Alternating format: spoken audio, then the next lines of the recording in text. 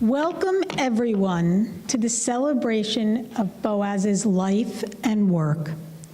I will have more remarks much later, but now just want to say that Boaz would be so very happy to have all of you here in his studio. In fact, one of his biggest pleasures was to share his creativity with others. Whether you were simply walking by when the gate was open, worked for Federal Express, or were a curator from MoMA, whether you were 6 months or 100 years, all were welcome. As you look around the studio, you will see figures leaning or sitting on boulders in various ways. It's you who inspired these poses.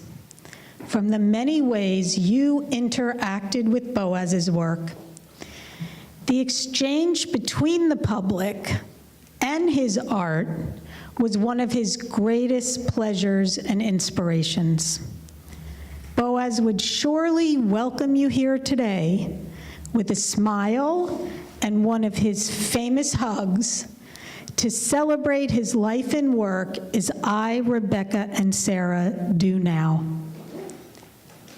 I now would like to introduce you to Raphael Lomas, an Israeli sculptor, TED Fellow from 2010, and dear friend of Boaz's, who will be the Master of Ceremonies for this event. We ask that people hold their applause for the entire event and that you silence your phones. Thank you.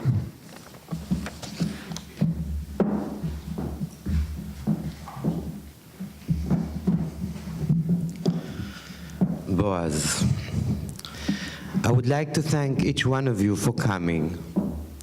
Personally, I would like to thank Kim, Sarah, and Rebecca for inviting me to be here today.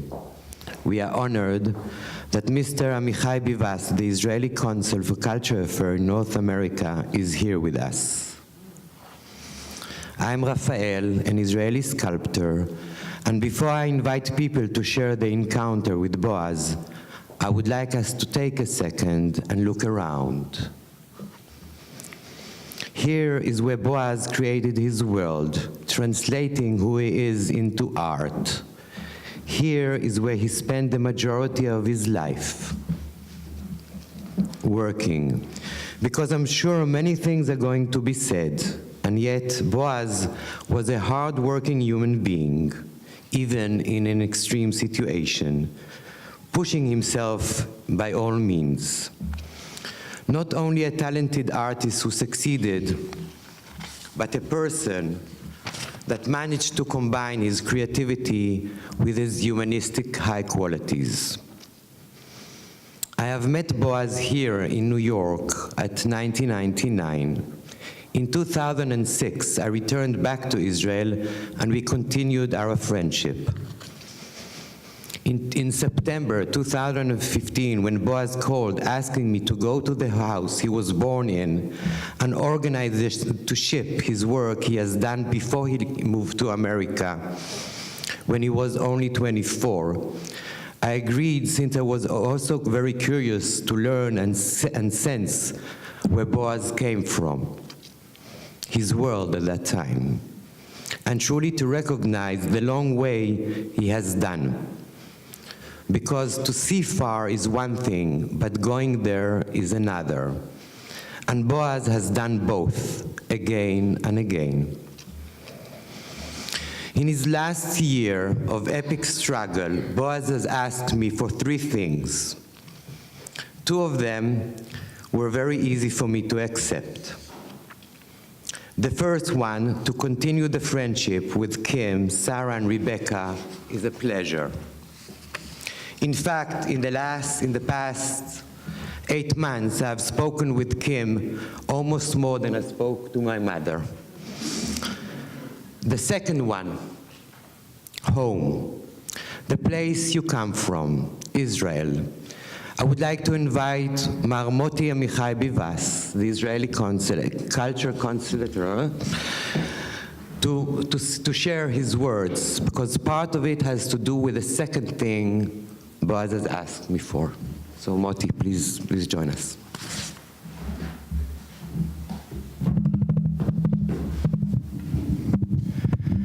Good evening, everybody. It's a great honor to be here tonight to celebrate Boaz Vaadia's life and creations here. I'm probably one of the very few people in this room who has not known Boaz personally. I'm very new on the job, just for the last 2 months, so I did not have the opportunity to meet and to know him personally. But of course, I'm very much familiar with his work, from seeing his sculptures both in Israel and here, and of course, from the books. I was very pleased to learn about the cooperation that he has had with the Consulate of Israel. We are very happy to cooperate in this outstanding exhibition that he has had a few years ago in Grounds for Sculptures in New Jersey, the result of which is a fantastic catalog that is in my room, one of the outstanding albums in my room at the Consulate of Israel. And I think that thinking about Boaz, one cannot really deeply understand his art without understanding where he comes from, his roots, his upbringing, and his, I would say, his mentality, which to my understanding never ceased to be 100% Israeli. Boaz represents this unbreakable tie with nature, with the land, with the very basic elements of nature where he grew up, and he carried with him to the shores of the New World, and he found expression for them in these wonderful pieces of art that we are all surrounded by it. I know that one of the dreams, and I believe that Raphael hinted to it, of Boaz was that his work will also be giving its right place back in Israel. So we're very happy to realize that a very big retrospective exhibition is going to take place in Israel, in Tefen, which is an outstanding sculpture park in the northern part of Israel, one of the, probably the best of its kind in Israel and on international level. So I believe that for Boaz, it will be the ultimate celebration to be brought back to Israel and like this, I would say, fulfill his dream and complete this circle of life. So I thank you, Kim, for inviting me and for being part of this evening. Thank you.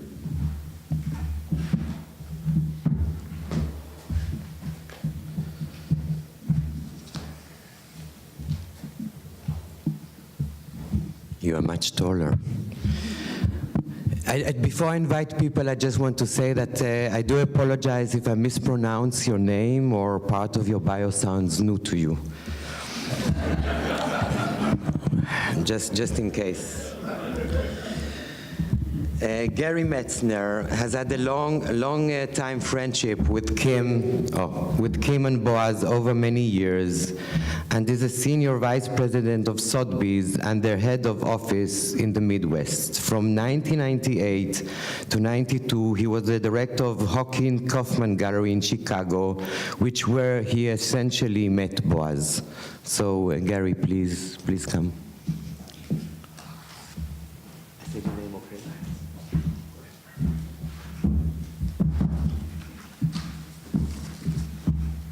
Do you want me to do it from here? Okay.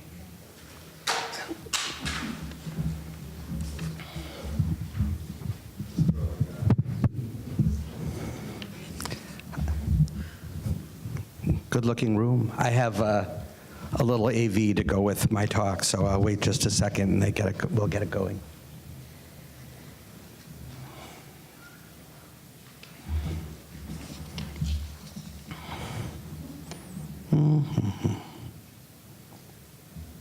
There we go. Is it good? No?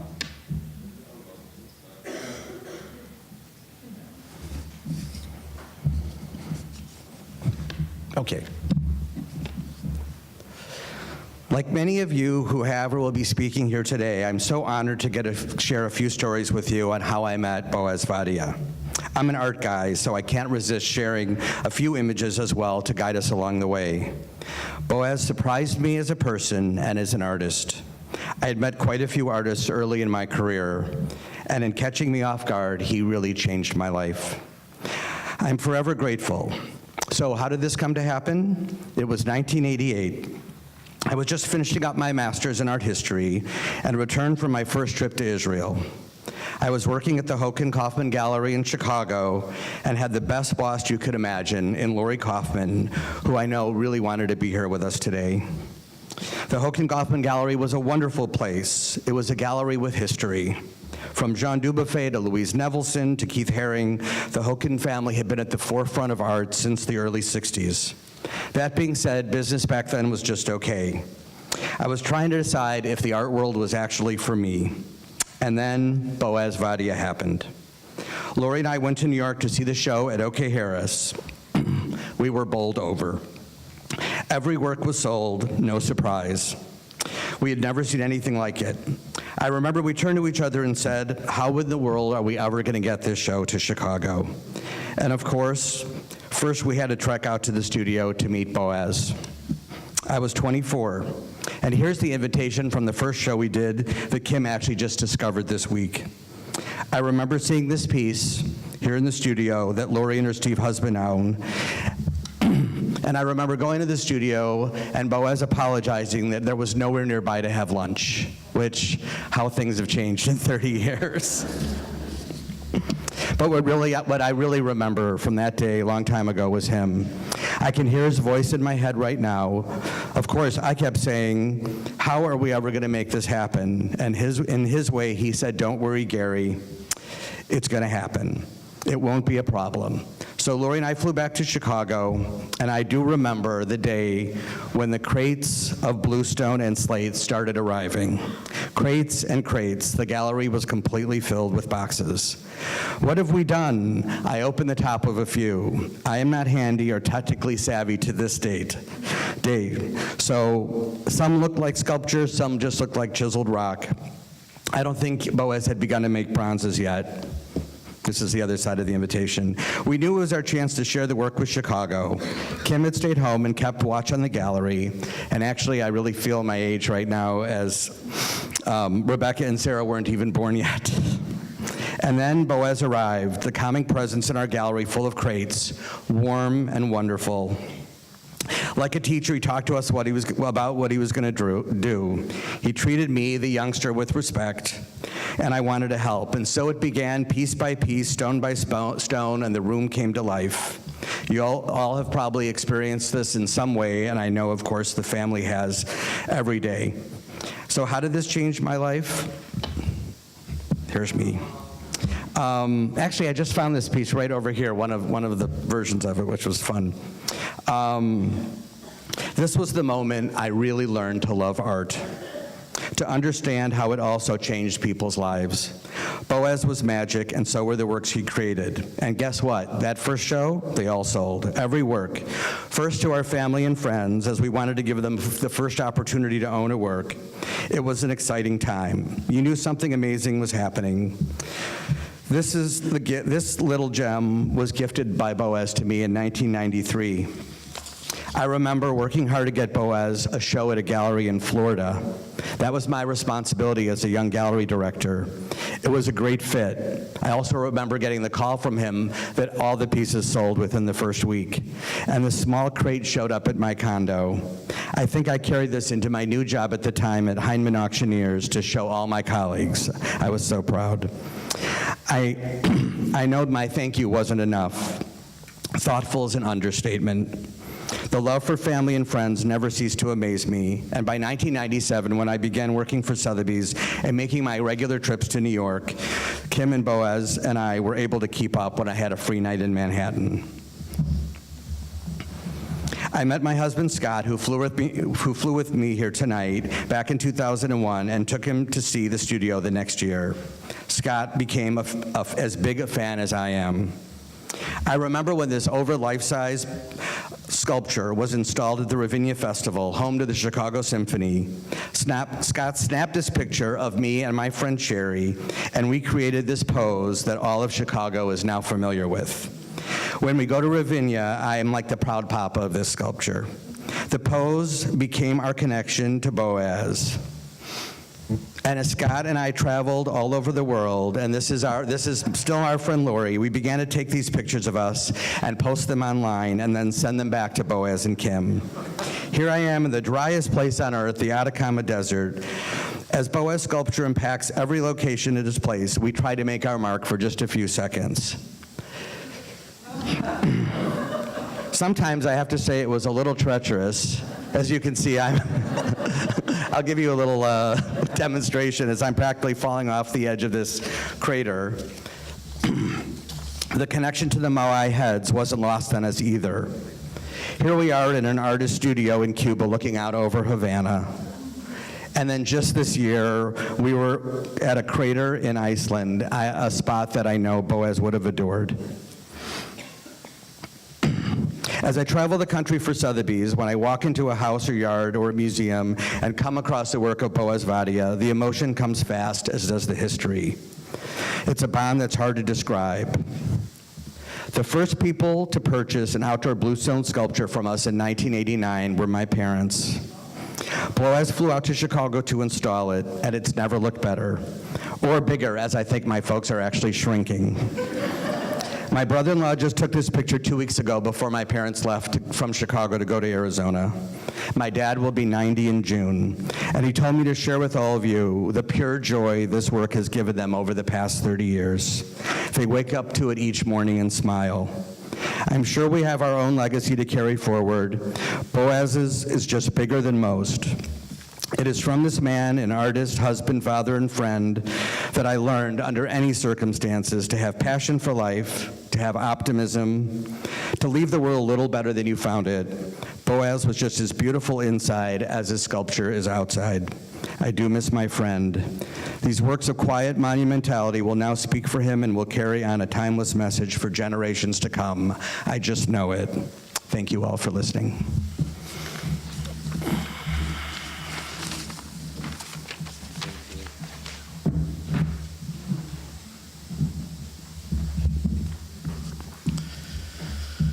Wow.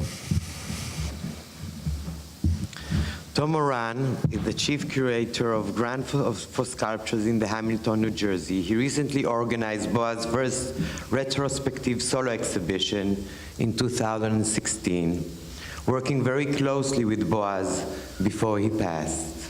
Tom, please, you could join. It's a video?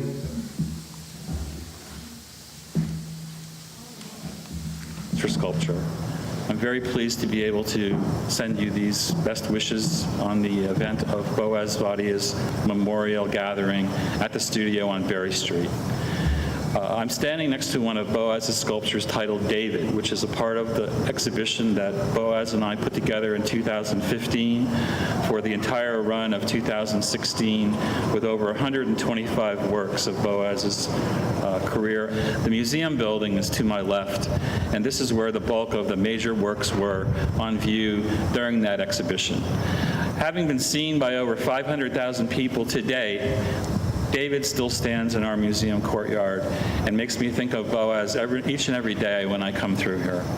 We also have 6 other pieces still on view in the sculpture garden. All of these elements brought together over 40 years of Boaz's work and narrative about his career, growing up as a young artist in Israel, coming to New York in 1975, having a successful career right out of the box, and especially under Ivan Karp's gallery.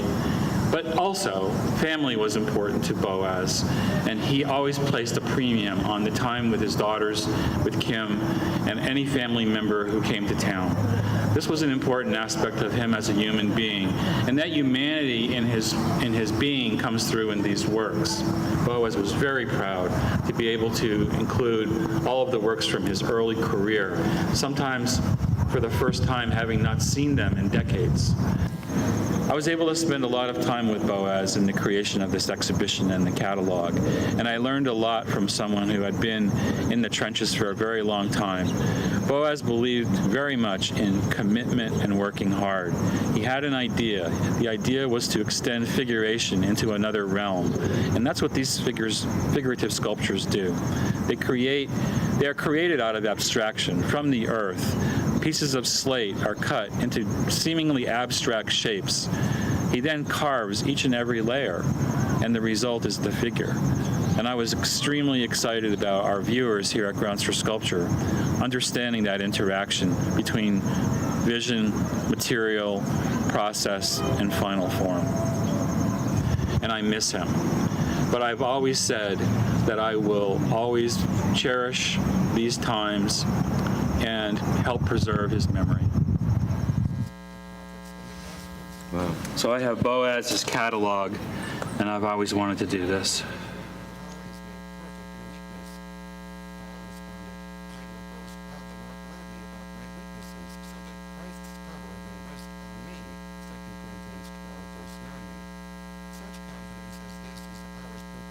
Okay, Tom.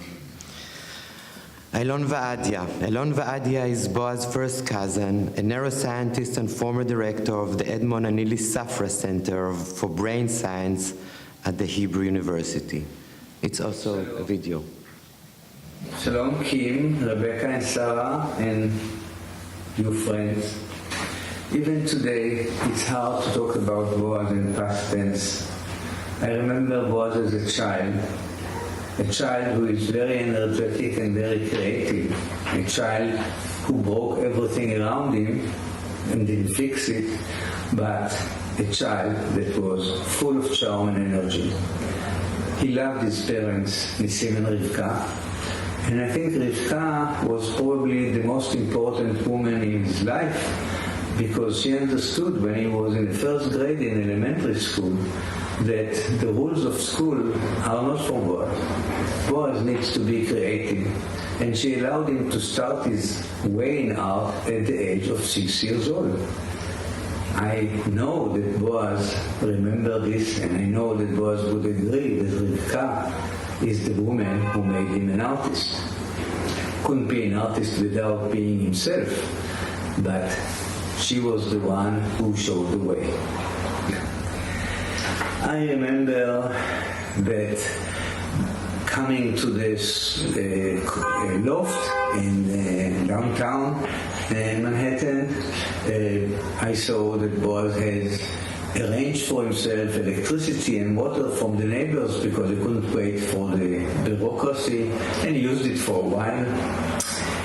I remember that being within the loft with this young, energetic artist was amazing, because he was keep carrying stones and woods and pieces of junk from the streets to do his art, while I was always welcome there and drank with him and watched his the process.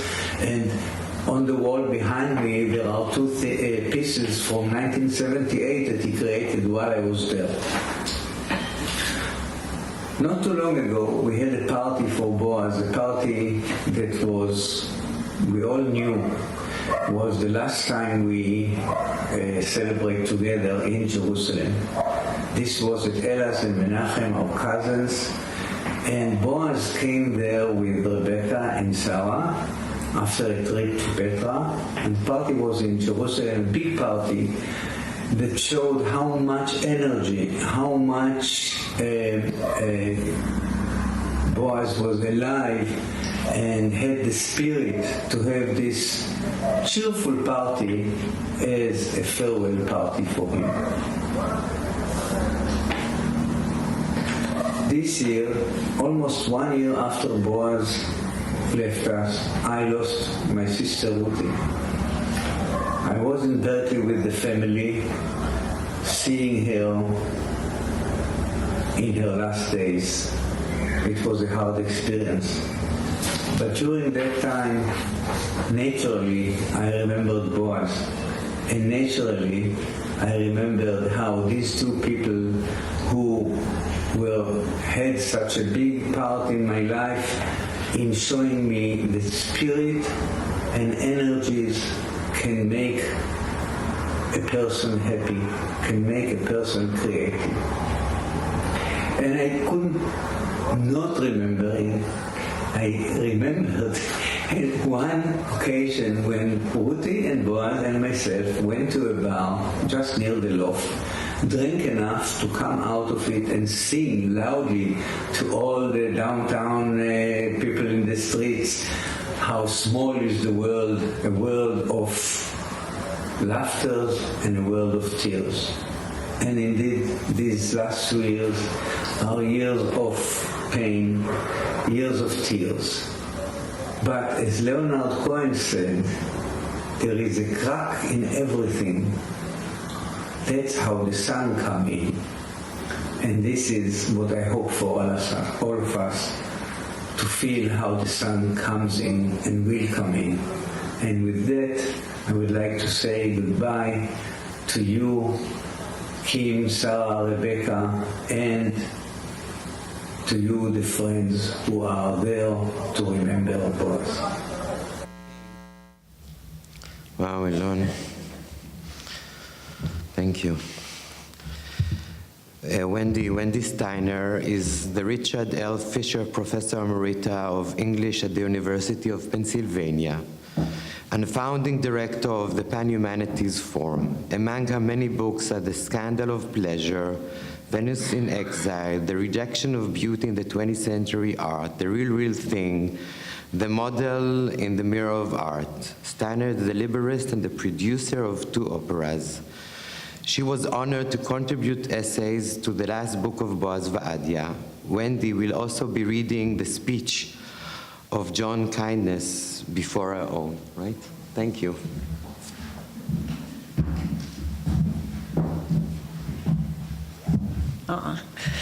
Thank you. You have to imagine me now as a much taller male artist called John Kindness, with a very, very strong Belfast accent, which unfortunately I can't imitate. There he is, sitting with Boaz.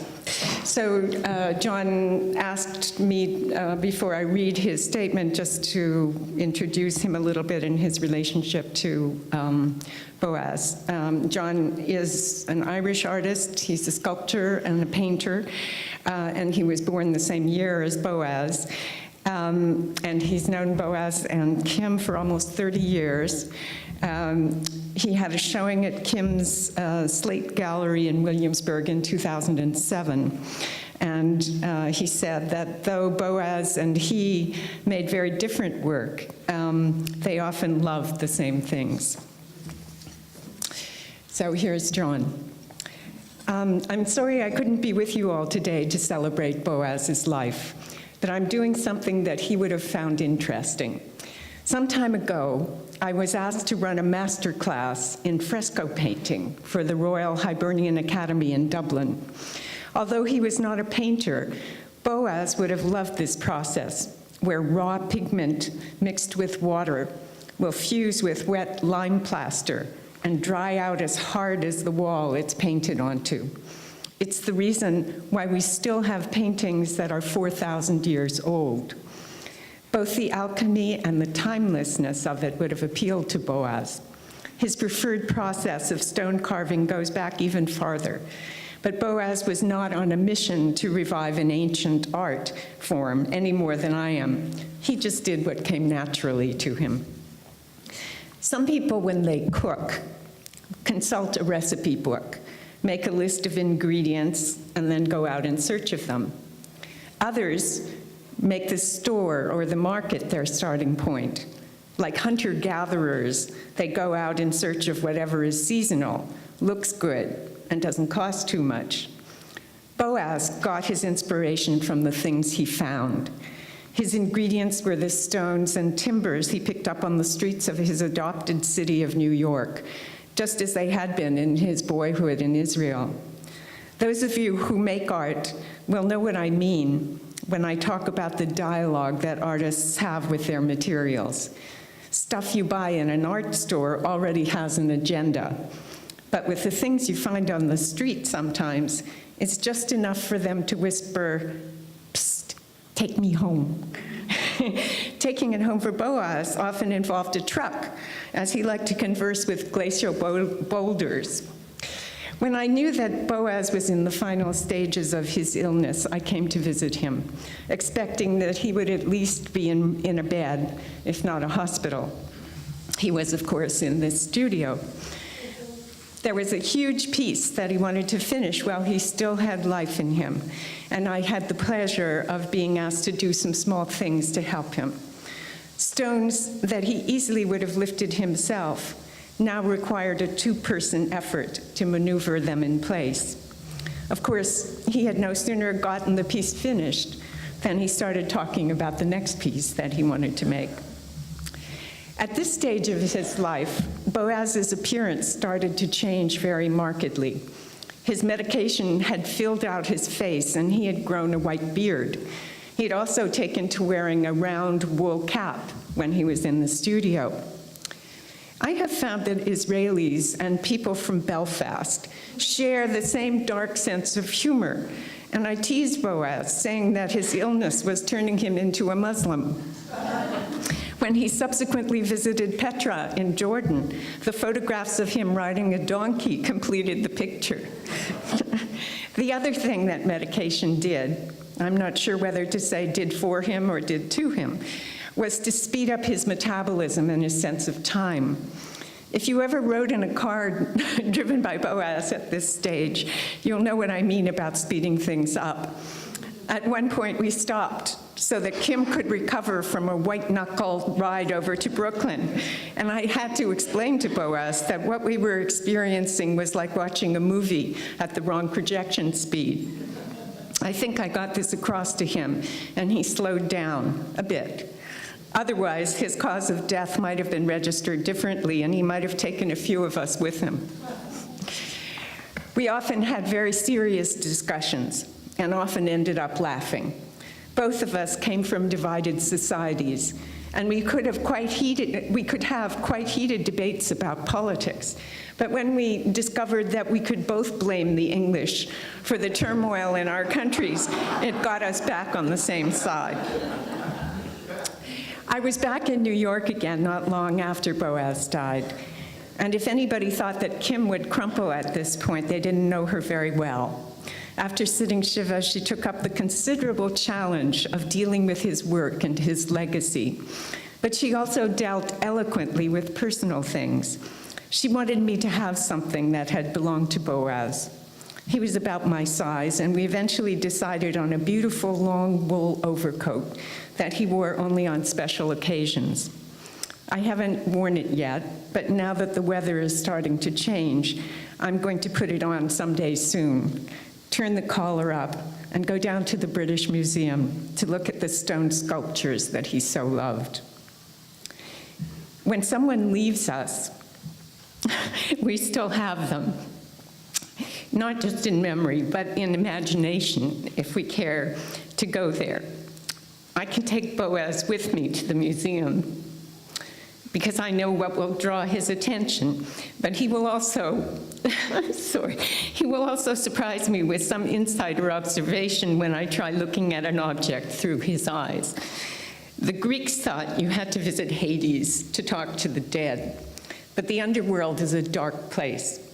I commend you all to bring Boaz up to the surface, into your world, when you find yourself missing him. Have that conversation, that argument, or share that joke in your imagination. Or when looking at art, simply just see him in your mind's eye, on his donkey, taking it all in. Okay. That was John's statement. This is mine. So my friend and collaborator, John Kindness, was the one who introduced me to Boaz and Kim about 10 years ago. And a while later, I watched Boaz speak about his career as an artist at a cultural club on Fifth Avenue.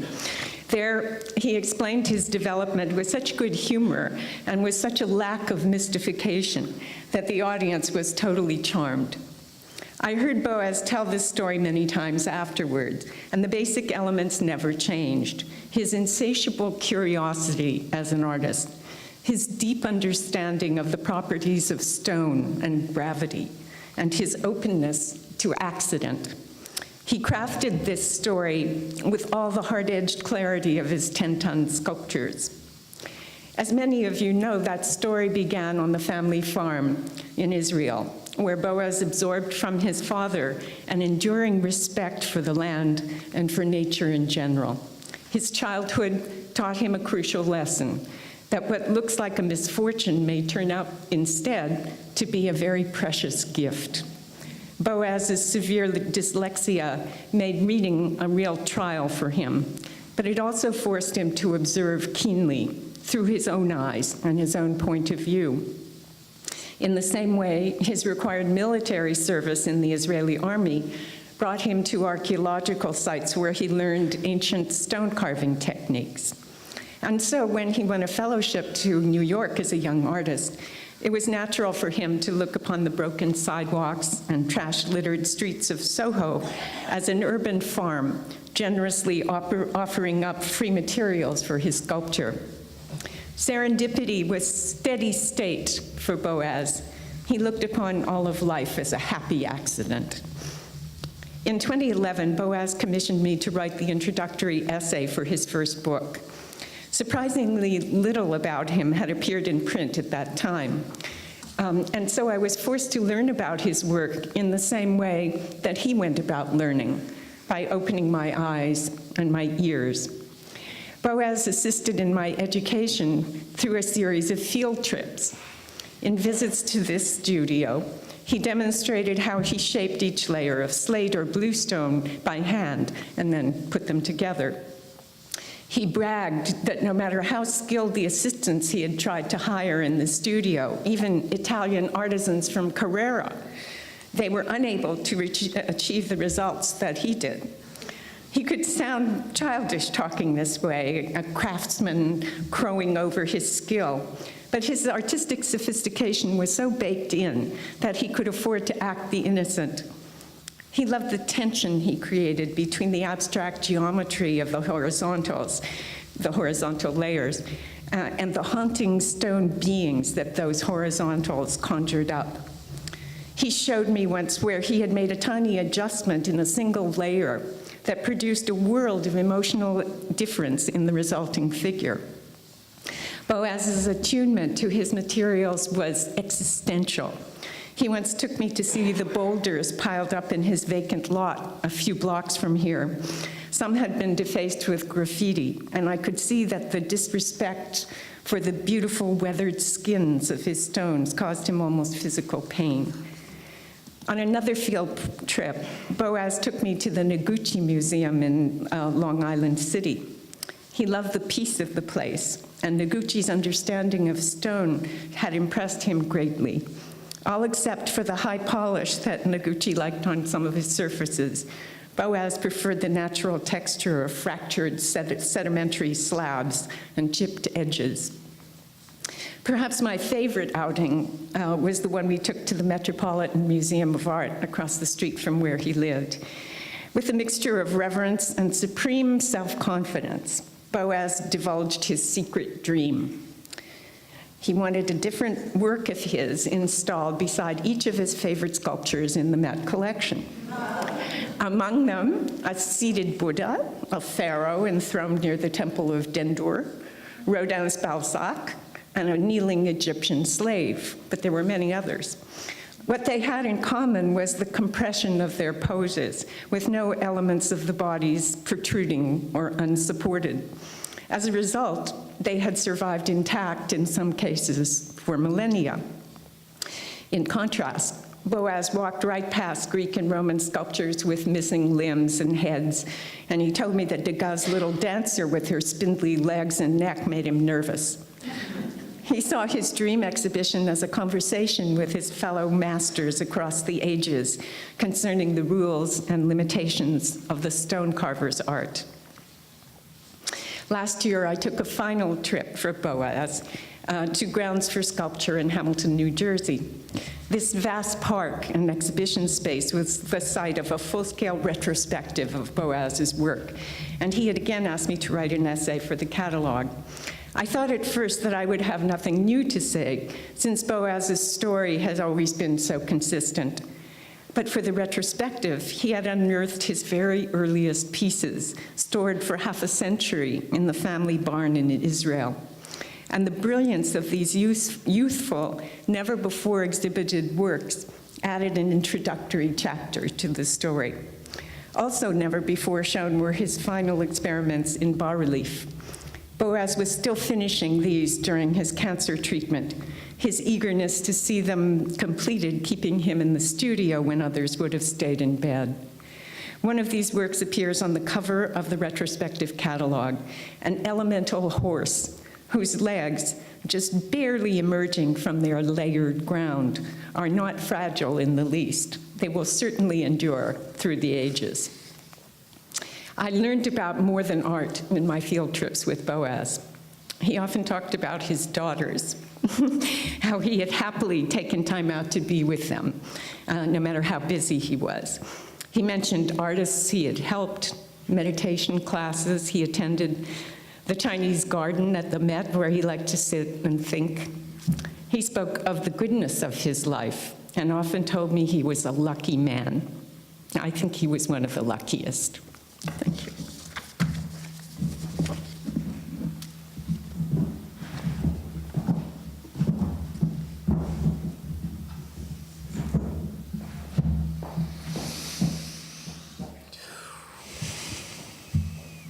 Thank you. Annie Bertok, Kim's Vaadia cousin, is a New York-based graphic designer, published writer, photographer, and a teacher. Currently, she is involved in a documentary project that celebrates Brooklyn visionaries. Boaz Vaadia was the project's first participant. So please, Annie.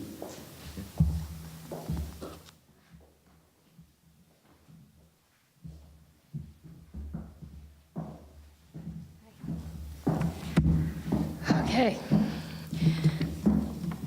3 years ago, I ran into Kim and Boaz at an opening of the Brooklyn street artist Swoon.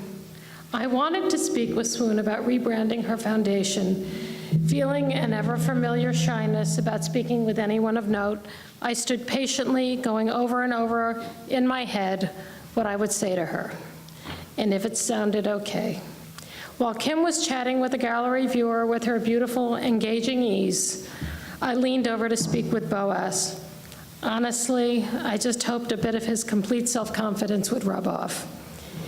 He smiled and said, "Anne, what do you have to lose?" A short statement that hit me like a lightning bolt. What did I have to lose? Nothing. For 30 years, I had loved him as a cousin and admired him as an artist. Somehow, this moment went beyond that. His compassion, laced with a no-nonsense modus operandi, pushed me out of the muck and onto a clear road. I vowed at that moment to stop being afraid of people and situations I wanted to be a part of, to simply go for it. His concrete wisdom was a gift, one that has stayed with me and helped me achieve my goals, both personal and professional. Boaz, I am grateful for your commitment to your belief in yourself as an artist.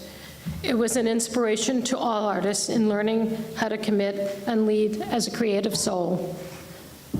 I am grateful for your success as an artist, showing us that creative talent combined with kindness, integrity, and strength can lead to professional acknowledgement and success. Your endless positive spirit, it came from within and gave all of us in your presence hope and joy, helping me both spiritually and mentally while I was in graduate school. I was tackling life on a personal and creative front. You and Kim helped me navigate this complicated territory with love and excitement in my academic endeavors. I'm grateful for the square slate you gave me to complete one of my projects, for introducing my son, William, to this wonderful material and helping him craft his first piece with it, showing me, my husband, Chris, and William, that true success is found when you love what you do while embracing and celebrating the love of your family every day. I'm grateful for your unmatched skills as a parent. Your children, Sarah and Rebecca, shine with the love and confidence you gave them, and I love them. You showed me that love is indeed the greatest and most powerful gift I can give my own son. Thank God you fell in love with my cousin Kim. What a blessing for us all. Both as a couple and as individuals, your talent, heart, strength, and wisdom still shine brilliantly.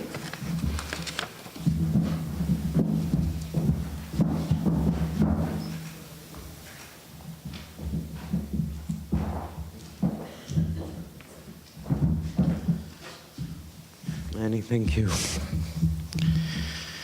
Well, Jean Fink is Kim Vaadia's cousin, and she loves Kim as her sister. Boaz gave Tori, Jane's daughter and Boaz's goddaughter, a Hebrew name, Daphna, which was written on Aktubah. Jean has been a first-grade teacher in Winnetaka Second for the past 24 years. Jean, please join us.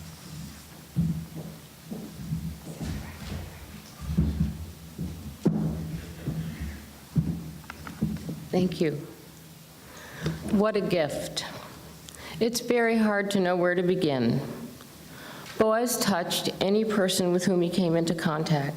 He had a big, gregarious, warm, and passionate personality, and his professional accomplishments and successes have left his footprint around the world and will remain forever. Boaz's relationship with nature was the inspiration for his work. But family was the most important part of Boaz's life.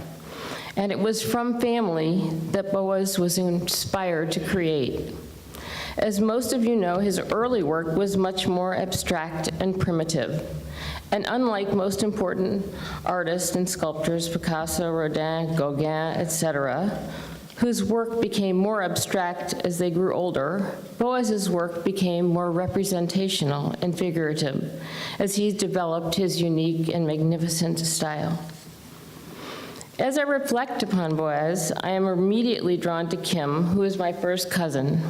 She's not only my cousin, but was and is my big sister and dearest friend and confidant in my life. Our mothers were sisters, and their close relationship fostered our deep friendship. I had my first sleepover with Kim and Wynn at about age 2 at Candlewood Lake, and countless more sleepovers throughout our lives. We went to camp together, shared friends, and all parts of being a teenager. She was and is my big sister, and I only speak about this to help provide you with an understanding of how important Kim and then Boaz have been in my life and that of my family's. Kim invited me to join her to meet Boaz for the first time at a bar across the street from his loft on Lower Broadway. Kim was smitten. Their beautiful and deep connection was clear. They were married about a year or so later in the backyard of my house, after, of course, Boaz had generously offered to redo the bluestone in the backyard. I wish I had had him sign it. Kim and Boaz were and are also a very important part of my daughter's lives. As it was just said, my daughter, Victoria, was married 3 weeks ago, and Kim and Boaz were her godparents, and Boaz gave to her her Hebrew name, Daphna, which was written on her ketubah. Boaz and Kim's relationships flourished, and Kim was expecting her first baby.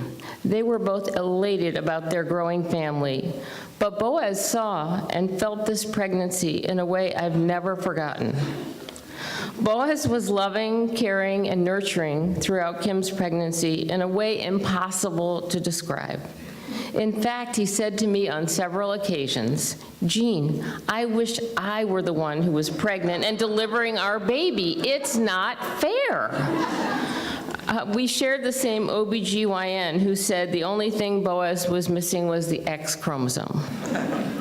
Have you ever heard of a man wishing that he could go through childbirth? Probably not. But Boaz was unique and extraordinary. Boaz also became the patriarch of our family, especially after my dad died. He led our family in countless holiday dinners with love and pride. Boaz loved Rosh Hashanah. Most of all, another great example of how Boaz loved life. Thank you, Kim, for becoming one with Boaz and for creating the beautiful and loving family who will keep Boaz alive forever.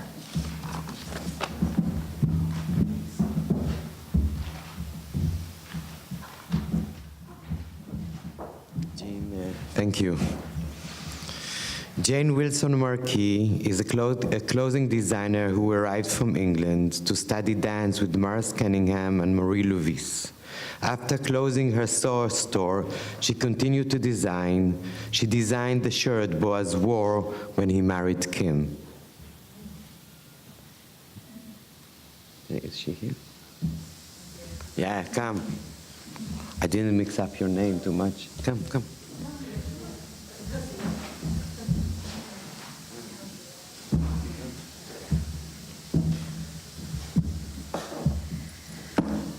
Hello.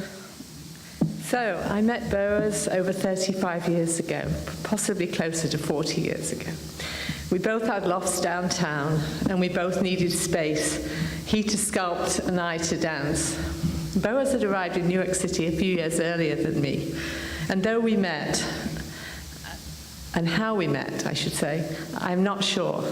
But what vividly comes to mind was that whenever I came over to his loft, he was always in his studio working. I marveled at how committed he was to his work. Somehow, he always found time for a cup of coffee, and we talked about everything that mattered to us that day. We drank lots of coffee over the years. When I think back, I realize that what we talked about didn't really matter. What was important is that I got to spend time with a man who knew why he was on this earth. Boaz Vaadia was beginning to forge a path that he knew to be his destiny. He fascinated me. I was, of course, quite jealous, and I wish now that I had had such clarity early on in my life. To earn a living working as an artist is hard, but he knew that that was what he was going to do. He was determined to make it work, and we talked about it often. Boaz was a man who never took time for granted. Time was a precious commodity, never to be wasted. Boaz gave new meaning to the words, "We have no time to stand and stare." His work was his life, but his wonderful family and wife, Kim, was his life's work, too. Boaz knew what was most important to him. Boaz was on a mission. There seemed to be no detours along the way, unlike my artistic life, which zigzagged its way to many diverse finishing lines. I marveled over the years at the goals he had set for himself and how well he accomplished what he had set out to do. He was a good friend and mentor, always finding time for my precious cup of coffee or lunch in his studio in Brooklyn. Always listening to my latest business venture, because by now I'd moved on from dance and had become a clothing designer in Soho. I'm proud to say that Boaz wore the first shirts I ever made for men, and he was, I have to say, a great model. For me, Boaz embodied all that is good. This was a life well lived. Boaz had always been a phone call away. A constant force in my life. I miss his presence. Although he may no longer be there, no longer a phone call away, he's still here. He is all around us now. His work stands witness to that. Boaz had an incredible life doing what he loved, and he touched many lives along the way, including mine. I will always be grateful and celebrate that we met and shared time together on this planet. Thank you.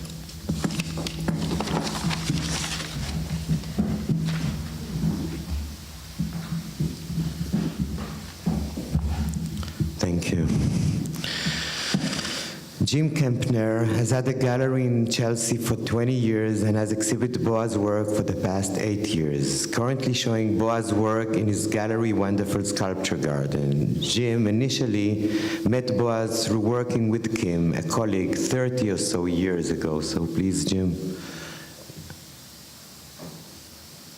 Yes, Jim.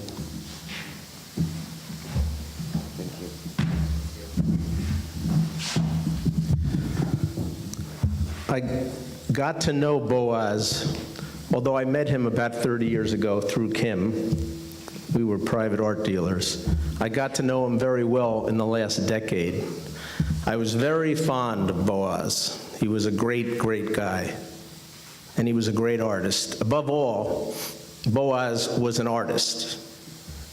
He lived for two things: his work and his family, and of course his friends, and that's been talked about a lot. But I was sitting here looking at the sculptures, and I realized something about Boaz. I mean, he was the most focused person that I've ever met. He had such great spirit, such positive powers. He was the most positive guy.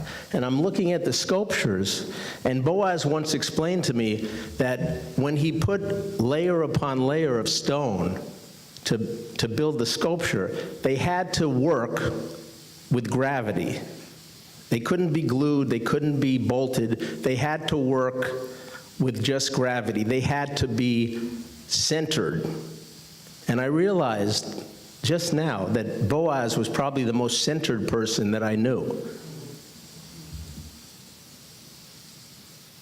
And I love coming here because I brought so many clients here over the years. Boaz was always open to having clients come and see the work and talk about the work. And Boaz always would tell the same story as how he got started and how he was walking in New York. He'd been a sculptor for a long time, but when all of a sudden, he was walking in New York and they were digging up the old bluestone sidewalks. And he said to the men, "What are you going to do with those stones?" And they said, "If you can come get them, they're yours."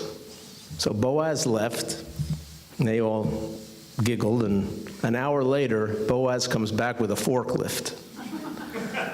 And he took all the stones, and that was the beginning of the bluestone pieces. So whenever I brought clients, he would tell that story, and every time he told it with the same passion, the same vigor, the same excitement, and I thought, my God, it was like watching a great actor, except Boaz wasn't acting. He was always that passionate about his work. I don't know if Boaz ever had a bad day, but if he did, I never saw it. He was pretty extraordinary in that way. All the clients that ever met him, many bought pieces, some didn't, but whenever I would see them over the years, they would always remember that visit. It stuck with them, and I'm sure it will stick with them forever. Some brought their children, and they told me how much it meant to them, and how, I could just imagine, the child looking at this force of nature and it really having an impact. So that was pretty fantastic. The last time I saw Boaz, and he worked almost to the very end, but in the last weeks of his life, I went to visit him, and for the last time, and he was in bed, and when I walked in, he opened his eyes and saw me, and he reached out, and he grabbed my hand, and I held his hand for a few minutes, and it was the first time I realized I don't know if I'd ever shook his hand before. I got one of those famous hugs Kim talked about over the years, but I never realized what an incredible hand. It reminded me of David's hand, the marble hand of David from Michelangelo. It was powerful. It was like no other hand I've ever felt. And I thought to myself, I'm not sure he needed a chisel. This was an artist's hand. This was it just felt like like I understood Boaz's work and his relationship to nature, and it's a memory that I'll remember forever.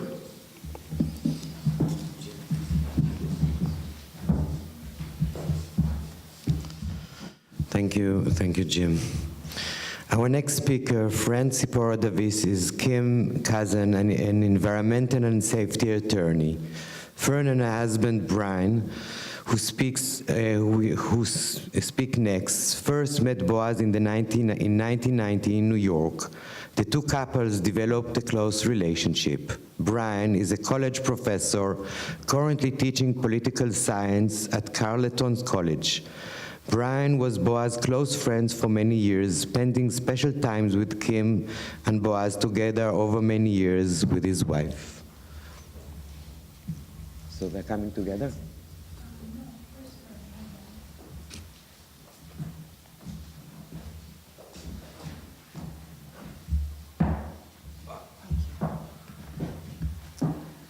So you all know how special an artist Boaz was, and what a great parent and a great husband he was.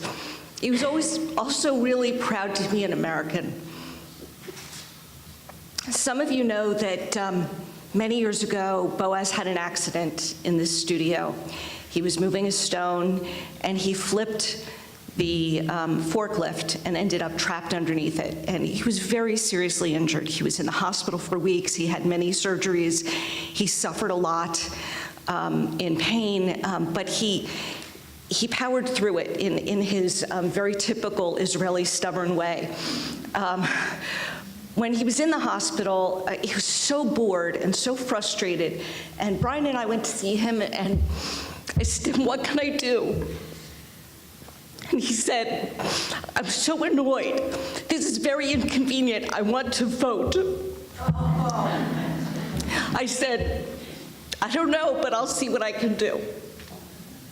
And I went down to the office of the New York City Board of Elections, and I got an emergency ballot, and I brought it back, and I got a notary, and I made it possible for him to vote. And he was so thankful. And then just about a year ago, we stayed up all night on election night together, Kim and Boaz and I, and Sarah came home in tears, and we cried. And he said, "I'm so pissed, this is my last election." You know, he loved being an American and he loved politics, but he also loved people and what politics meant to them. And he was so proud that one of his daughters chose a profession that would get her deeply involved in politics. And he's been so proud of both of his daughters' achievements. But I'll tell you, this past week, I recently relocated. I have a new job in Houston, and I registered to vote in Texas. And as painful as that is to think I'm now voting in Texas, I was so proud to register to vote again. And I would ask all of you, in memory of Boaz, to, when you vote again, to think of him, because it was so important. And it's very charming that about 2 blocks from my new office, there's a Boaz Vaadia sculpture in a public place. And I'm trying to get to the point where I can walk by and not burst into tears. I miss him so much.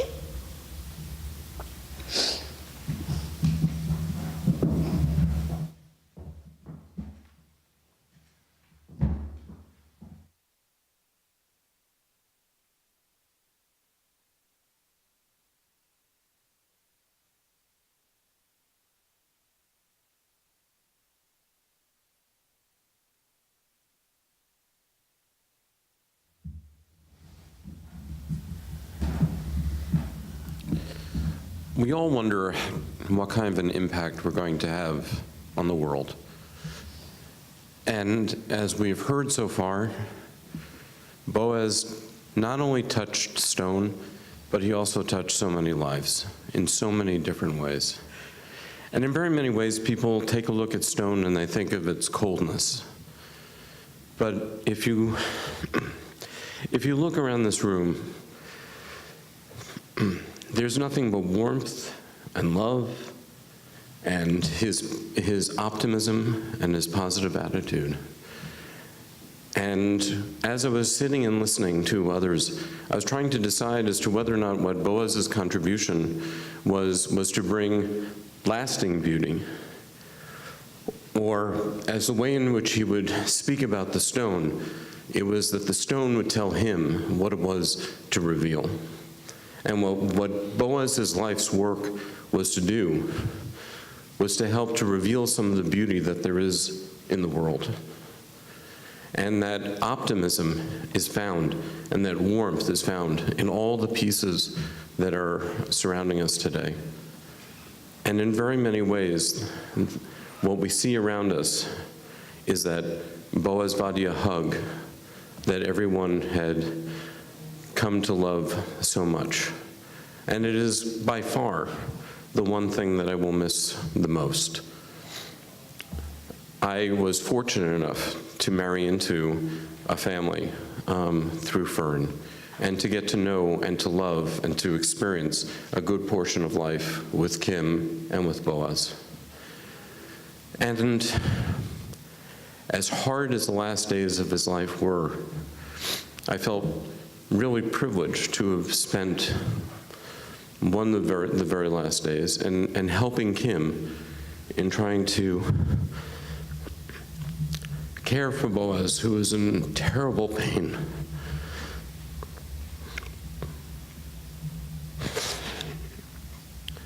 But I felt, as horrible as certain parts of that moment were, incredibly fortunate to have been included in that portion of his life. He had a great love of art, he had a great love of family, he had a great love of life. And as many have said, his family was everything to him. So Boaz would often say to me, I'm not a religious person, but he would have an almost regular debate with a rabbi from the Hasidic community here in Williamsburg. And it was a regular debate that the two of them would have, as if, in coming together, somehow one or the other of them was going to exit out of that debate victorious, despite the fact that that never happened. So upon Boaz's death, I want to suggest that I had decided that despite the fact that Boaz was not a religious man, I thought that he was a deeply spiritual man.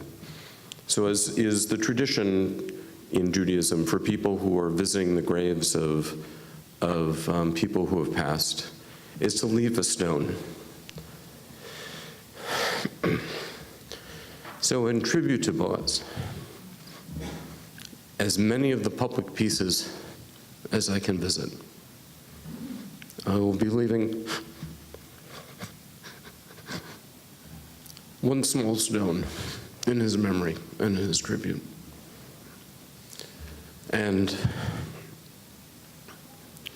I just want you to feel the love that went into every single one of these pieces of work and remember him as such.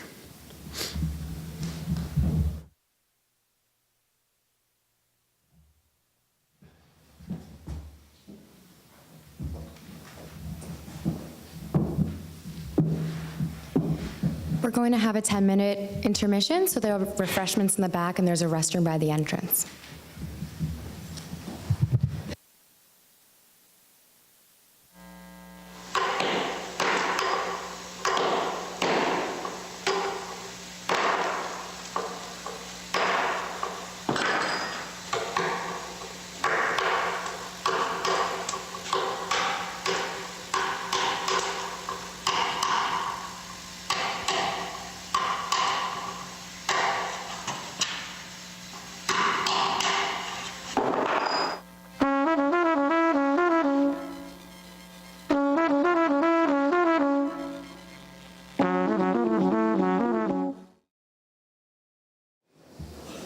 I would like to invite Rabbi Shmuel Lane, the director and spiritual leader of the Chabad of North Brooklyn, a local synagogue and Jewish community center in North Williamsburg.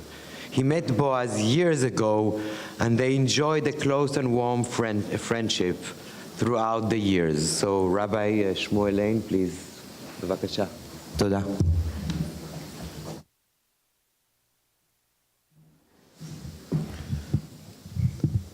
Good evening. I am privileged and humbled to be here tonight talking about Boaz. My knowledge of art is relatively limited, although I loved his work, but I loved him more than I loved his work. I was here a year ago with my children, with some of them, for Boaz's birthday. We brought him a birthday cake, and that day, one of my sons won a harmonica in school, and of course he was showing it off and making noises, and Boaz says, "That's exactly how you learn." One of my daughters, who is very musical, started playing music on a toy, and then she grew into it. Boaz is very, very proud of his family. He used to tell me in Hebrew, "Shtei bnotai hem shtei bavateinai." I forgot the term he used exactly, but my two daughters are my two eyes. And he was a real, hard to describe him, a real lovely person. We had many discussions. Someone earlier described it as debates. We never debated. We only discussed. We loved bouncing ideas off each other. We did it constantly for almost 15 years, almost weekly. Mostly we disagreed, but that was much better than agreeing.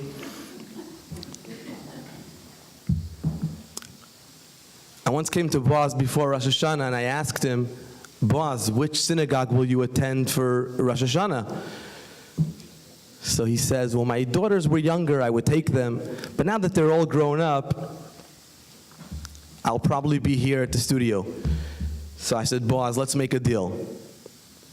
He got a little nervous, but he listened to me, and I said, "Boaz, I will come with my shofar, and I will blow it right here in the studio, on condition that we wrap tefillin together before Yom Kippur."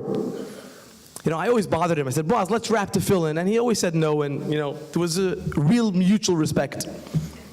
And then he said, "We have a deal." And every Rosh Hashanah I would come, blow the shofar for him, and then I would come a week later with the tefillin, we would wrap. Boaz and I got along very, very well.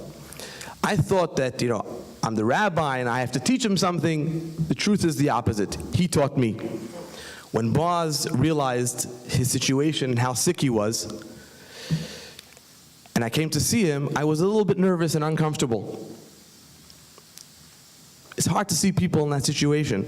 What do you say to them? What don't you say to them?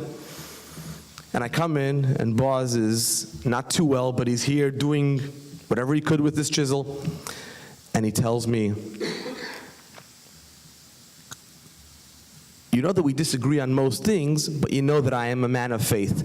I said, "Boaz, I know that."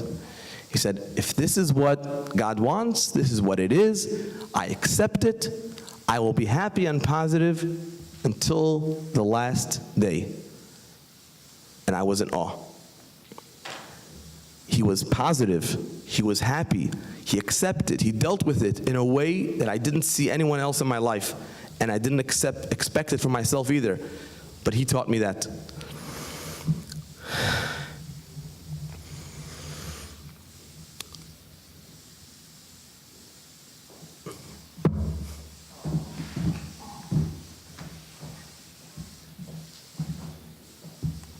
Yeah, I sense exactly, and many people did with Boaz. It was an incredible, Rabbi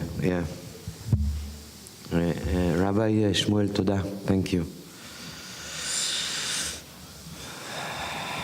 Michael Manjaras is a sculptor who developed a friendship with Boaz while both were involved in the International Sculpture Center. Michael is currently project director at Sculpture for New Orleans, through which Boaz is currently exhibiting his sculpture, David.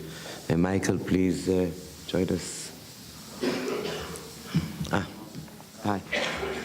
Thank you. Thank you, Kim. Thank you, Rebecca and Sarah. I guess as you all have noticed, Boaz has taught us how to live and is now teaching us how to die gracefully. Kim had asked me to write some words, and probably like Boaz, I struggle with words. Vision is my language. I'm a sculptor. And so it's barely a page. But thinking of an idea or having an idea come to you is like harnessing the wind or grabbing a bolt of lightning. It just doesn't happen when asked, it just comes. And so when I walked into the studio, I felt Boaz. I felt his heart, I felt his warmth, I heard his voice. And I met Boaz 25 years ago. And actually, I met him about 4 years ago because I met him through Sculpture Magazine. And I always wanted to be involved with Sculpture Magazine. And when the time came and I was asked to be on the board, I met Boaz. And he and I drove down to Hamilton, New Jersey. And I said, Boaz, I have a story to tell you. He says, yeah, what's that? He said, I knocked you off. I said, when I was first starting out, I saw one of your sculptures in the magazine, and I created a marble bust, a Carrara marble bust. He says, yeah, you did? I said, yeah, you paid my rent. And I said, you not only paid my rent, you paid for my family's clothes and stuff, because it was a nice sale. Anyway, I had never done that again, but I thought how strange it was 25 years ago that I would meet Boaz and tell him that story and what he meant to me and what he meant to my family. He was a good guy. Everybody knows he was a good guy. He was a great guy. They invited me to stay at the house every time I came up to New York. And I started a project in New Orleans, and the president of the Jazz and Heritage Foundation, which umbrellas Jazz Fest, said, can you help out the artist? Everybody's helping out the musicians and the restaurateurs and such, and they're afraid they're going to lose their mojo. So I started a project which was going to be a 2-year project, and all these artists that I'd known for years and years and years loaned us work, and we just started placing art throughout the city of New Orleans. I knew sooner or later that the younger artists would come back and start working. And they have. We've now placed 85 really great sculptures throughout the city, and it's ongoing. It's in its 12th year. So when I met Boaz, it was a natural. After I told him I knocked him off, I said, can I get a sculpture from you? He says, yeah, I have one. It's David. He says, but it's one of my best pieces. It's great. I love it. And I said, I have a wonderful spot, and it stands proudly at the foot of Poydras corridor at Convention Center Boulevard. And that was our relationship. We fit. He was just a good guy. I'm a sculptor. He's a sculptor. We spoke the same language, and I'm just honored and privileged to have known him. And I thank Kim and everyone here who has taken the time out to come up here and visit with everybody and celebrate Boaz's life. And as the rabbi gracefully said, he is teaching us all how to live and all how to die. Thank you.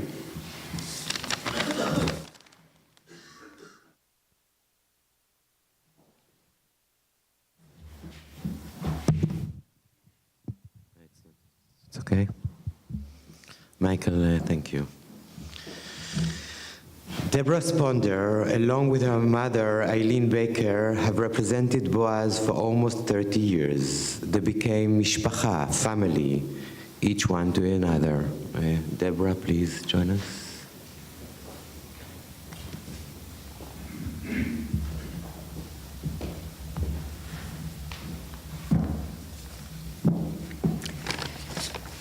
Almost 30 years ago, my mother, Elaine Baker, had the foresight to join forces with a young Israeli sculptor. Actually, my mother is right there, her bust. About 10 years in, she mentioned to Boaz that she had counted over 100 sales.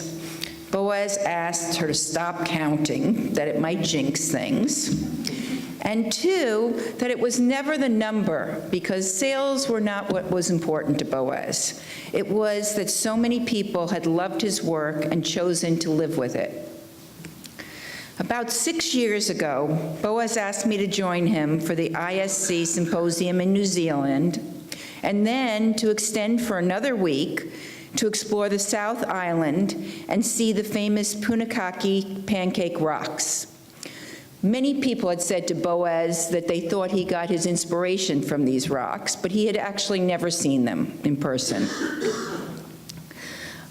Unfortunately, when we arrived at the rocks, it was a dense fog and raining and freezing cold, and I was cranky.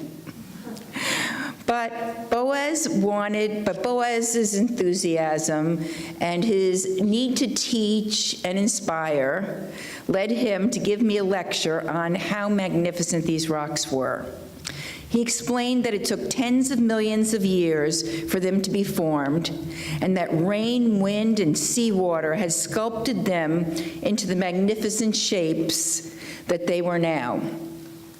That powerful forces over eons had created these wonders, and that he was trying to get me as inspired as he was, even though we could hardly see the rocks. So we stayed on another day and came very early so that Boaz could photograph them, and they're in the front cover of his book. All that I could think about now is that though these rocks were magnificent, it only took Boaz a few decades to improve upon them. These rocks will continue to inspire and mesmerize future generations, and so will Boaz's work. Thank you.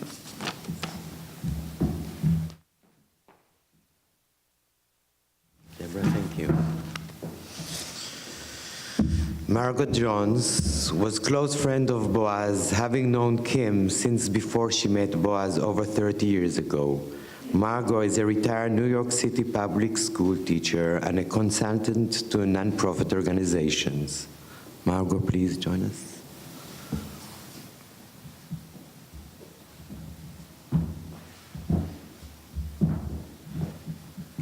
I should have also added that I was one of Kim's first consultants when she started Urban Projects, and was really thrilled and delighted to be part of that wonderful enterprise right down here in Williamsburg. So some of you know me, you know that I am never one short on words, being gregarious and verbose, and it's true.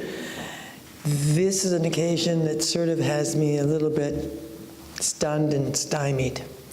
So I very carefully and with great thought into my computer put down the thoughts and the things that I wanted to cover and be sure to mention, and promptly left them home. So I'm about to wing it. I think the thing that I really wanted to emphasize was first impression. And sometimes those can be great, and sometimes those can be ones we'd like to forget. In this case, my first impression came at a sort of unusual time, I think, in Kim's life. Now, Kim and I had met at the Maine Photographic Workshop, I don't know, the early 80s. I had it written down in my notes, but it doesn't matter. And just before she started law school, when I think Wynn was still in college and doing daredevil dives off into icy lakes in Maine and driving us all crazy and sort of wild with excitement. So she went off to law school down in the village where my mother lived, so I would visit and see her often, and the friendship just grew and grew. It was one of those things that was just sort of almost predestined to be. So photography brought us together, and I think in some ways Boaz kept us Okay, so I get the phone call, and I think some of the women in the audience are going to know the call. You get it from your girlfriend. She says, there's someone I'd like you to meet. Okay. Who? Well, it's this guy I've been seeing and going out with. I thought maybe you could just, sort of drop by his loft in Soho. Oh yeah, sure. I'll drop by. Now, you know what that means, girls. That means this is serious, and she needs confirmation or to be locked up. So I said, sure, I can drop by, and then I began to go through my mental checklist. Sorry, guys, there is a mental checklist when you're meeting your girlfriend's boyfriend for the first time. And it sort of goes something like this. Well, I had some, do I have any notes? Yeah, see, I scribbled some once I realized I didn't have the regular ones. Okay, so the first thing is appearance. So I walk into the loft, and here is this guy, drop-dead handsome, with these electric brown eyes and this long ponytail down the back. So physical appearance, handsome, check. Next thing on my list is smart. Is he smart? Well, it's sort of hard to determine that right away, but he speaks well, he's articulate. I don't see a bookshelf. I'm a little curious there, but I do see on the table a book by some obscure Middle Asian philosopher, Gurdjieff. I'm not even sure how to say his name. Gurdjieff, excuse me. Gurdjieff, thank you. There's some Gurdjieff people here. And I sort of knew vaguely who he was, and I thought, well, now that you're not dumb if you're reading Gurdjieff. So then I moved down, and I got to one of the key things that we girls are looking for. Does he have a job? Is he working? Check. Not only has a job, but he's a successful artist, and he has great shows, and he's selling his work. And, this loft.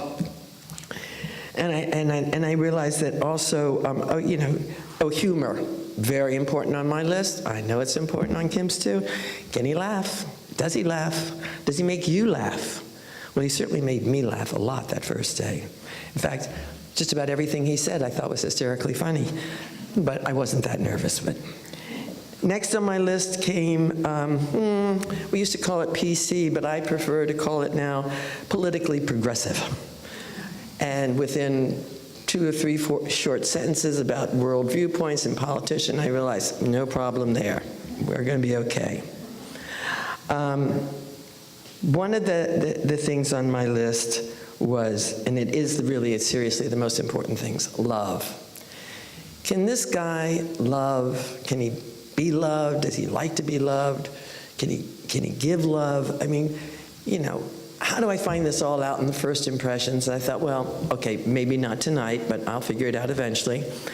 And then I noticed him looking over at Kim, and boy, I wish I had a few guys look at me that way. It was real love and a little passion behind that love. And you could see he just thought she was the most wonderful thing ever. And Kim, the giggle, the smile, she was giving it back to him, and I thought, oh, okay, this is the real deal. And I'm so relieved. So they got together, they moved in together, the loft. He talked about being smart and talking about me being forgetful, if not just downright stupid. He announced one day, oh, I need some more space. I have to leave this loft. And I bought a space out in Williamsburg, this, big garage. And I'm looking at Kim, the eyes roll. I go, Williamsburg? Really? I said, well, Boaz, the neighborhood?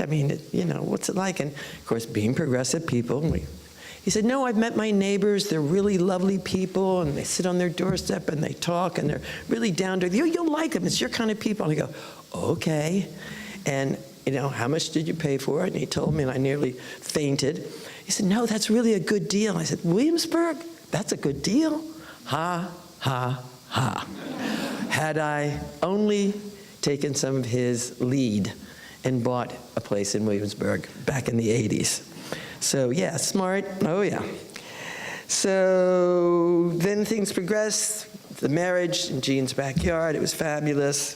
The dancing, the partnership that they developed. Not always happens with artists and their spouses. Support, okay, you get the support, you get the encouragement, sometimes you get the rent paid, but partnership is a whole nother thing. And these two did it in spades.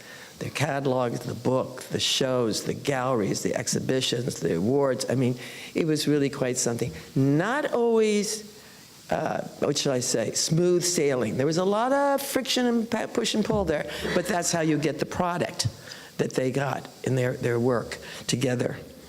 One last thing, because I don't have anything else to say here on my notes.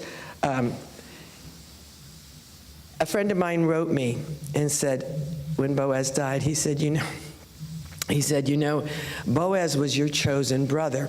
I have 2 older sisters.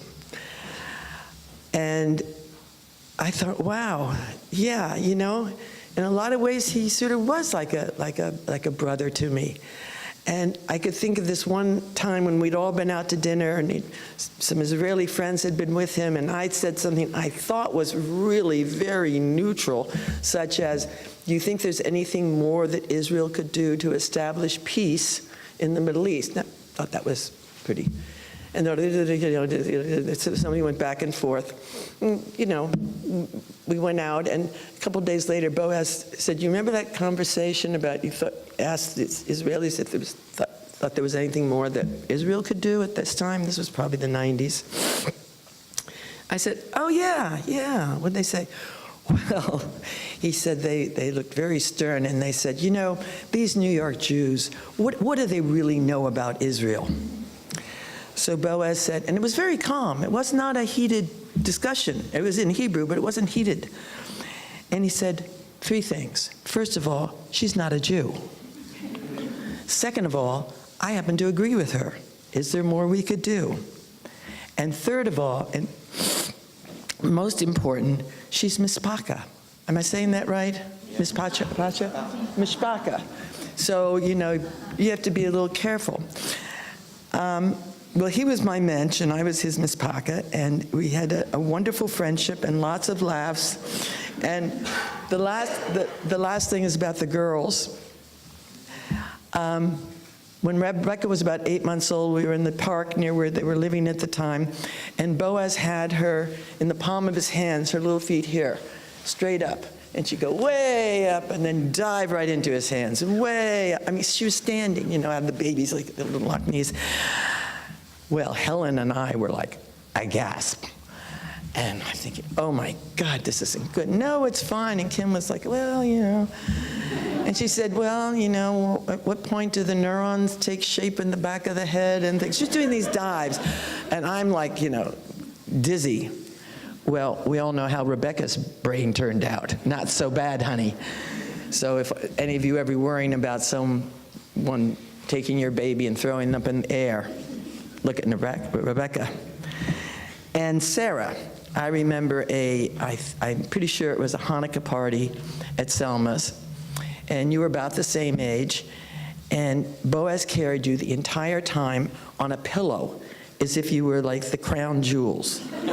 And he carried you around with this amazing grin on his face. I mean, just, look what I've got. It was like almost he'd found the afikoman, and he wasn't going to let anyone take it. And he looked around, and the whole part, and at one point, I said, Boaz, you know, want me to take the baby for a while? No, baby.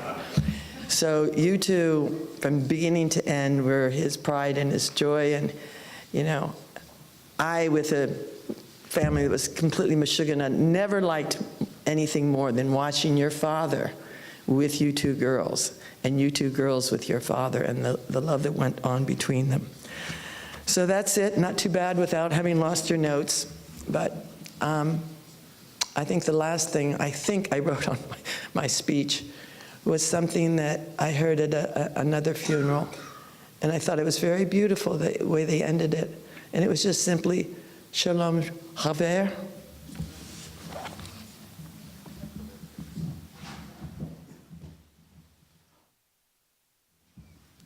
Margot, thank you. Win Turner, Kim's brother, is a psychologist, spending much time with Boaz and family over the year. Win, please join us.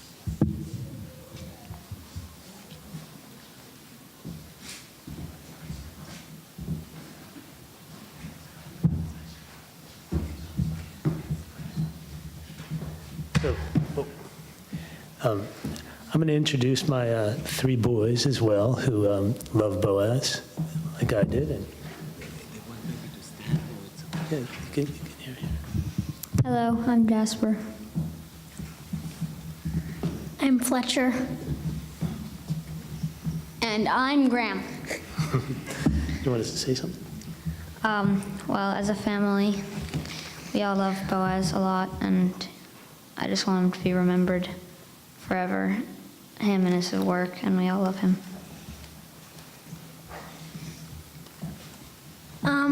I have a poem that I wrote for Boaz, and here it is. Dear Boaz, your sculptures are amazing. Your hugs were the best. We were always so excited to see you.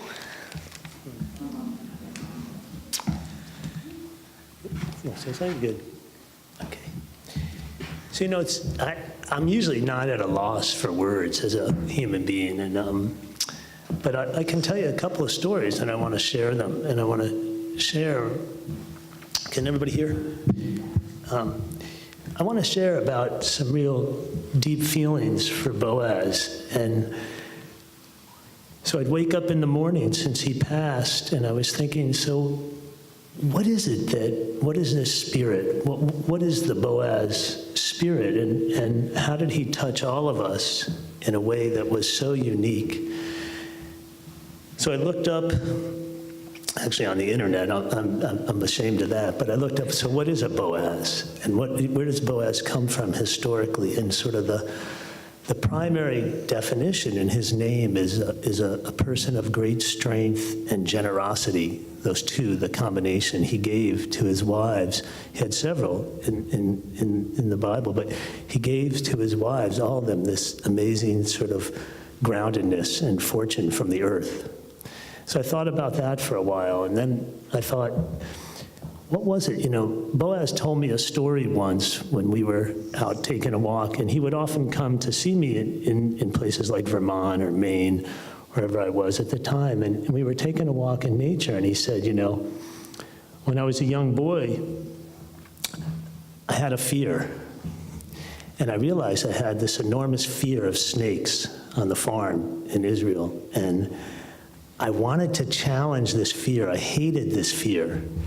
And so I said to myself, literally as a young boy, I think he might have been 10, 11, 12, that I was going to start to catch snakes, and I was going to sell them to the hospital for the anti-venom. And, you know, I thought that is just remarkable, because we all in life, I think, have fears. And it was one of the lessons that Boaz was trying to teach me as a young man when I met him, and I could just see him get a forked stick, you know, and I had that image of him, and I still carry that image about Boaz. And when I start to really think in my own head, so who is this Boaz? Because I haven't been back in this studio without Boaz, honestly, and it's shaking me up a bit. You know, he was a person who could take remarkable energy. He somehow captured energy. I sort of thinking about this. I know that Jim was talking about how centered he was, but I started thinking about his amazing ability to capture energy. And that's what allowed him, and Gurdjieff, what Margot talked about, is about energy somewhat, and about stillness. And it's the way that he captured energy. And I think most artists who are really remarkable artists capture energy in the paint or in the stone, right? Or in their material, and they somehow transform it into something that's unbelievable, right? So Boaz could do this. So Boaz, he came to Vermont one time, as an example, and he came to be with us, and Kim came too, and I don't think the girls were there yet, and I'll talk about that in a sec, but he came and I had bought a little cabin up in Putney, and there was a pond there. And this is just another moment where he literally, and this was the most beautiful setting. I mean, if you know Vermont, you know, it's all about this beautiful setting, and it's up on a mountain, and there's a cabin, and there's a pond. And Boaz took these two rocks, I'll never forget this, that he found in the woods, and he took them and he put them by the pond in this vertical, like these vertical towers.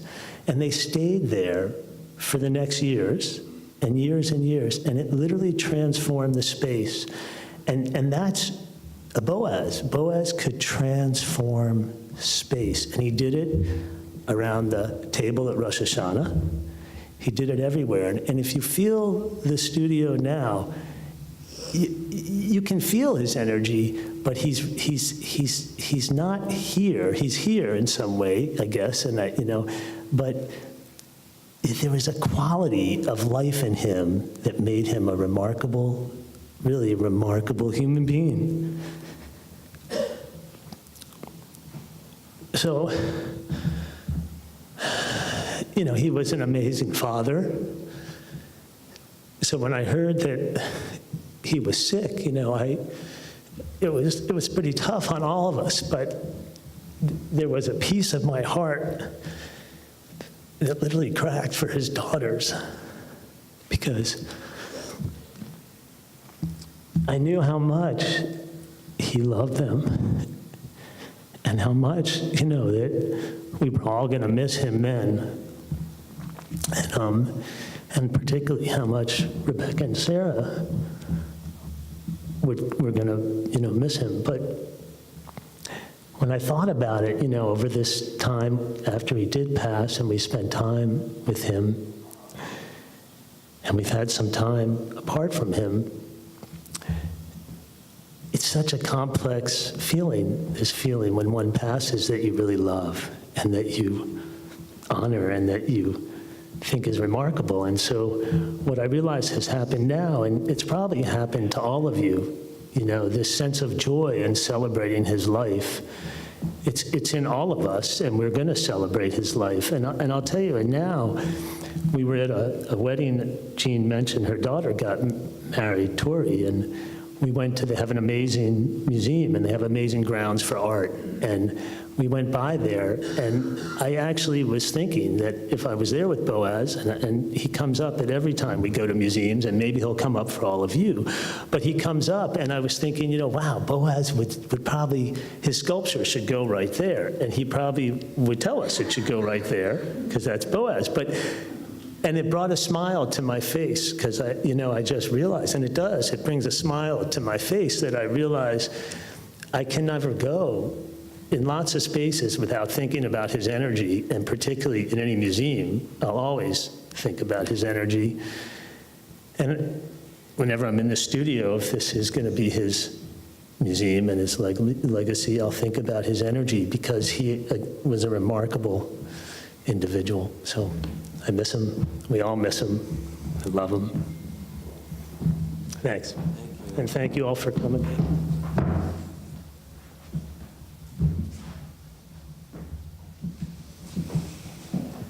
Thank you.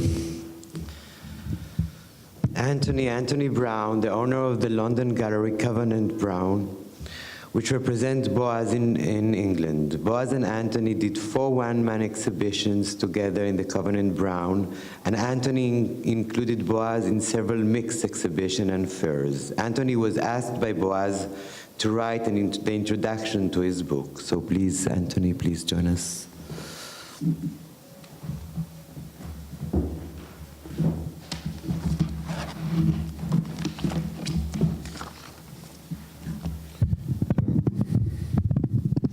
A bit taller. Kim, Rebecca, Sarah, friends of Boaz. When Boaz asked me to write the foreword to his book, I refused. I said that I'm sorry that I couldn't do it, but all of you who know Boaz knows that he wouldn't take no for an answer. It was the same today. Kim asked me, would I speak here?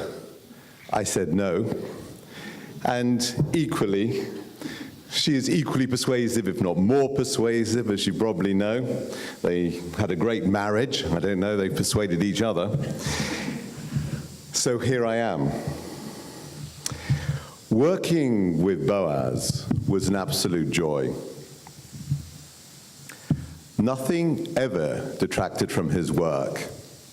Not his terrible accident, not his dyslexia, which is probably why he asked me to write his foreword. He made light of every obstacle in his way. Everything we agreed, he didn't need to read. He was scrupulously straightforward and scrupulously honest. And when we decided on an exhibition, he remembered every work we'd decided on. He had this incredible ability to understand and place objects, to understand how objects work in an environment. So when we chose an exhibition, he placed everything in my gallery. He knew exactly how it would work in the gallery, where we should put it, how the lighting should work, everything. It was absolutely extraordinary. So the last exhibition that we did together, the major work in the exhibition was Holder, which was a tall work. Anyway, the art handler and my assistants were going to put in the works into the gallery. I had to go out, but I knew from experience that Boaz had said where everything should go, how it should be lit. I didn't have to be there. So imagine my surprise, halfway through lunch, I get a call. Anthony, there's a real problem here. You've got to come straight back to the gallery. I come back to the gallery. The holder is still sitting on the truck. And there's a guy on the truck going, listen, Gov, there's a real problem. This sculpture is not going in. It is not going into your gallery. It's too tall. So the only way we can do it is take the head off. We have to take his head off, and then we can get him in. So I phone Boaz, and I say, look, this is a real problem. How do we take Holder's head off and put it back on again? And Boaz says, you know what, it's not a problem. It will go in. He said, put the art handler on the phone to me. So I put the art handler on the phone to him. And he said to the art handler, this is how you do it. You take a palette like this, and you roll it like this, and it will go in. So one very red-faced art handler later, the thing goes into the gallery, through the door, and is beautifully positioned. So why this reluctance did I have to write the foreword to speak today? It's because I didn't think I was worthy. I don't think I have the words. I don't think I have the prose or the poetry to do justice to Boaz's work. There are few artists who it can be said who have created an actual language in art. There are few artists who recognize the primitive power of man's first base creations and turn them into poetry. There were few artists who have actually breathed life into slate. Boaz's work traces the very development of mankind. We all who saw the retrospective at the Grounds for Sculpture were just astounded how a man from the 21st century could actually understand the whole of man's development, how Boaz could take man's early works and reflect an understanding of shape and form, how he could show us our primitive appreciation of the land, the rocks, sticks and stones. Later, Boaz actually breathed spirit of this into this work. Like God, he created man and woman from them. But this was mankind with no angst, no anger, just perfectly balanced. In touch with the stars, still and serene. His men live in harmony with nature. Boaz gave us a road to live by, not to be hung up on identity, on superficial facial plastic qualities. What mattered to Boaz was harmony and the silent understanding between men, between people and peoples, our relationship to nature and our relationship to one another. All the balance that we actually bring to our lives and the lives to those close to us, and the very essence of our being. Boaz gave us a huge gift in allowing us to share his extraordinary work and language. He's left us far too early, but the legacy he's left will endure beyond his life and ours.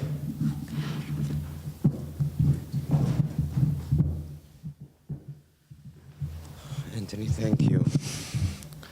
So the third thing Boaz asked me in the last year was the toughest one.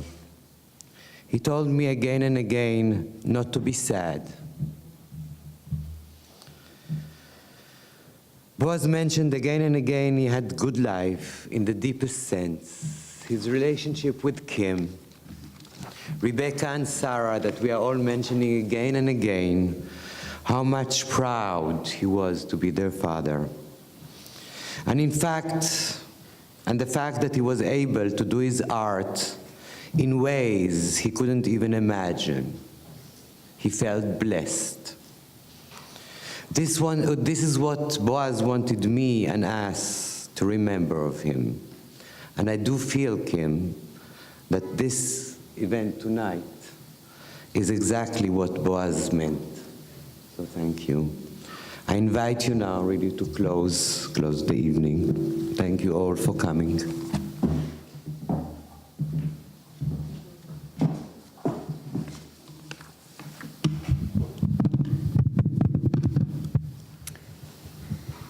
Although I am deeply sad, my dominant emotion over the past 7 months has been one of gratitude.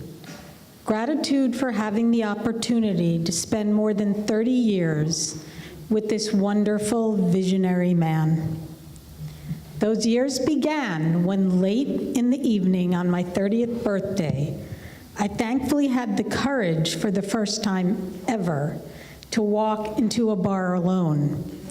Remarkably, call it kismet or simply an incredible coincidence, Boaz, for the first time ever, visited a bar on the Upper East Side post-Yankees game, and then gallantly had the bartender send over a drink to me, since he recognized me from having met me 5 years or so before in a Hampton summer house that my mother had rented.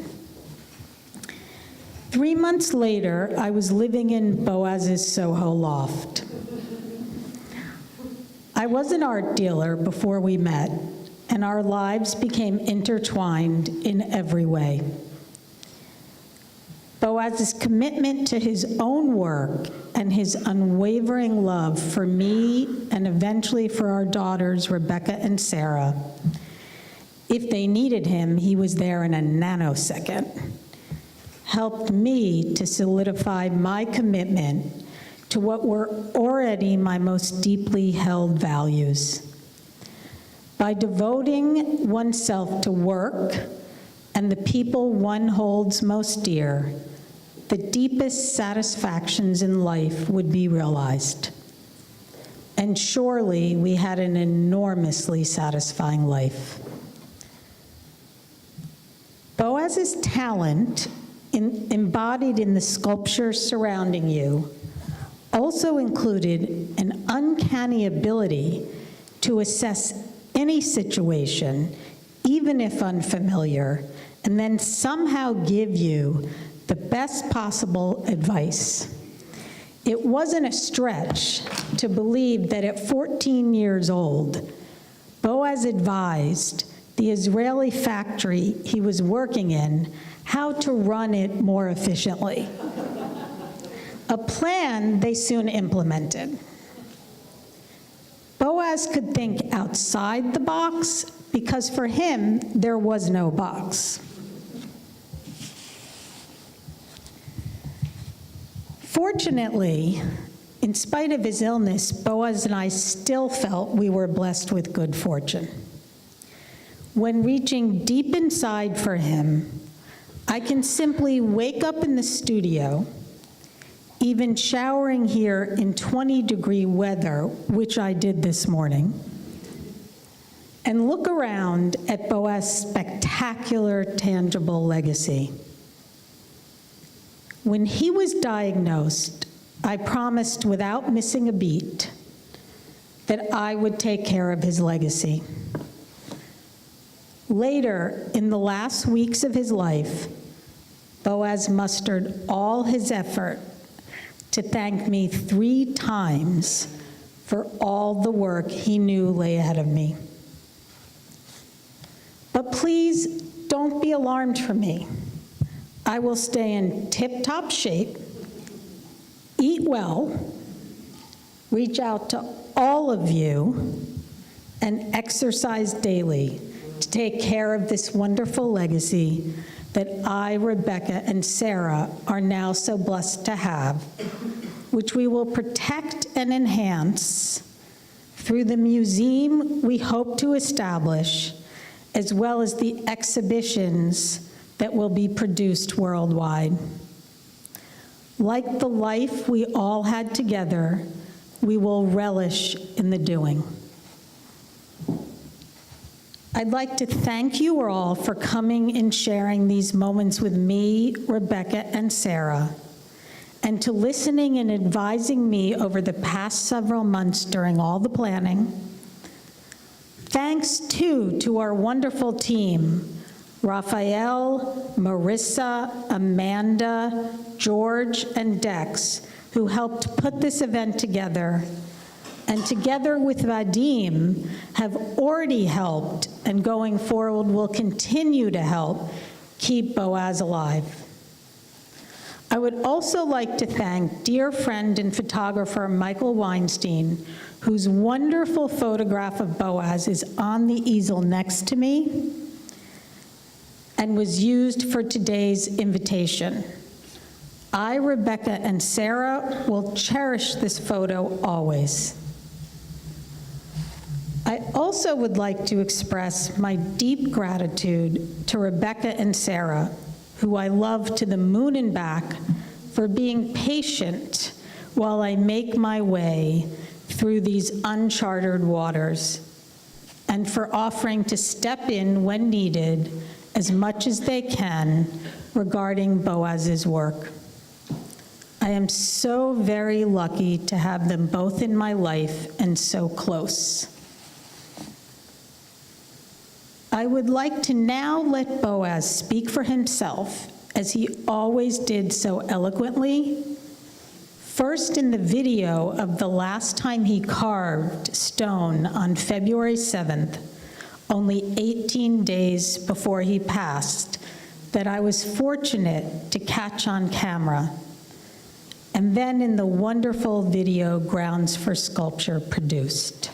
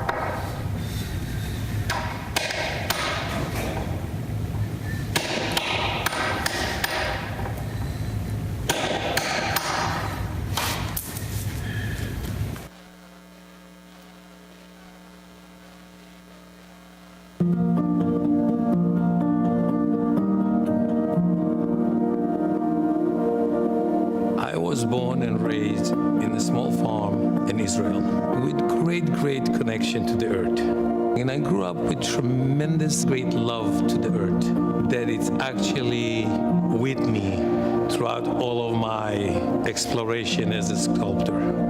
That particular love to Mother Earth and that connection, this primal connection, is connected through every single piece I made through my career as an artist. As a child, I realized that I wanted to be a sculptor, but not only did I realize that I wanted to be a sculptor, I recognized that that's who I am, and that's what I'll do my entire life. When I was 14, I finished school in Israel, and I skipped high school, and I lie about my age, and went directly to art school when I was about 15. When I graduated school, I realized that I really need to explore more internationally. And so I applied for a grant to the America Israel Culture Foundation, and I was the youngest visual artist that ever got it. And it was a grant by them to come to the United States for me to study in New York and work at New York and continue my career. Then I came to the United States and moved to New York, came on a student visa to study at Pratt Institute. I had friends in New York. We rented a loft in Soho together. When I moved to New York, my first reaction was that I made the worst mistake of my life. Because I came from this village where I was totally connected to the earth. And I said, what did you do to yourself? You remove yourself. But within 1 week, I actually recognized that the urban environment of New York is as natural as my village. And it's actually the natural habitat of human.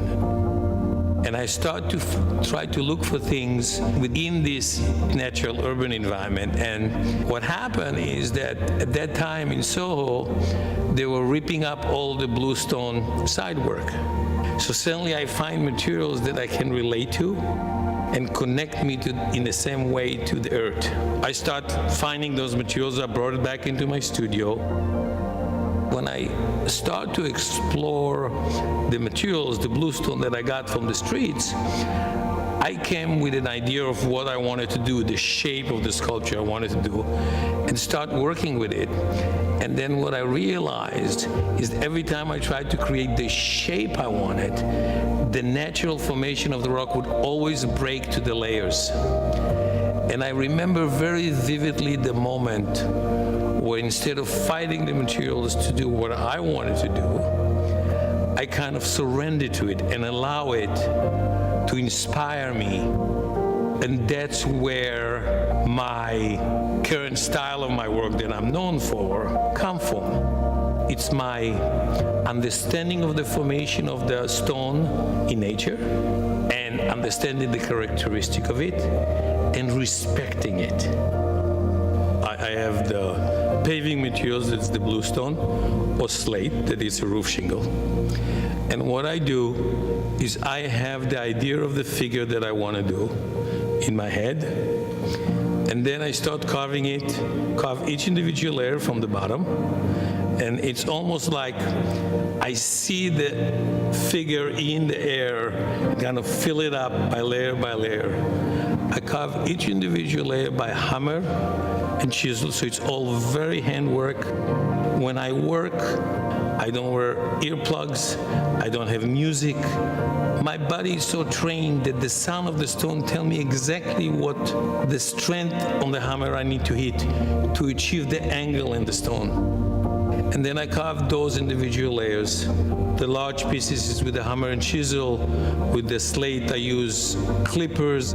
Then I stack the pieces on top of each other in balance until the figure is finished. Sometimes I will do a small piece that I like, that I will do a bigger version from.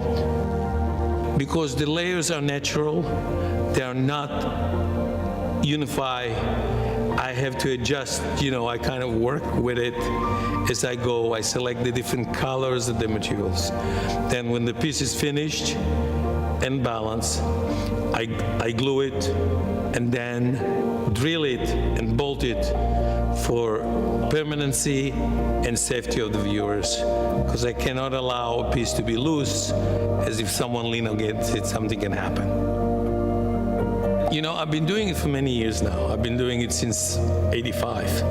So how much is 30 years? It's my unique style. I'm identified all over the world.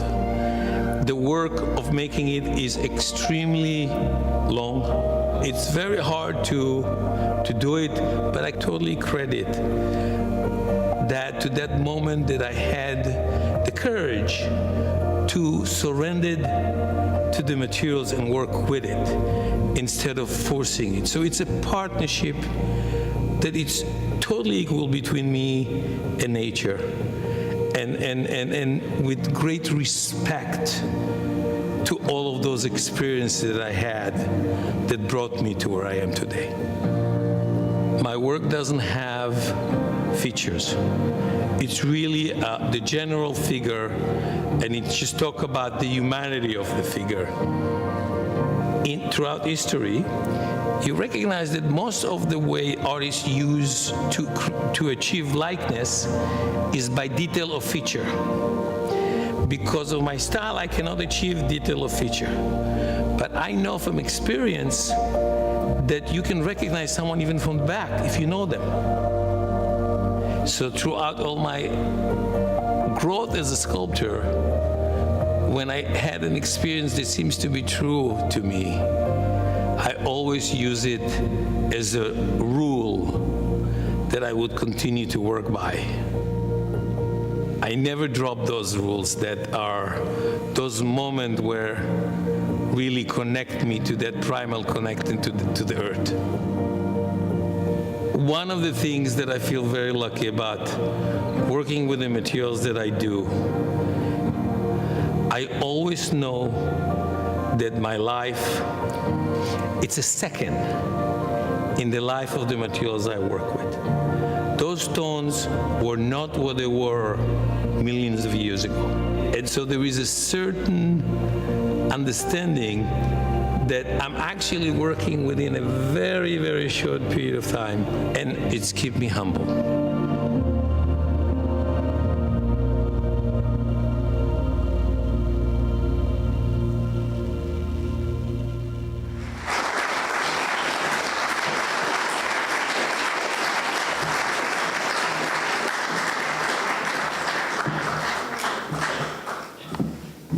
Thank you all for coming. On your way out, please take some stone chips that Boaz himself chiseled off his pieces. They'll be by the exit.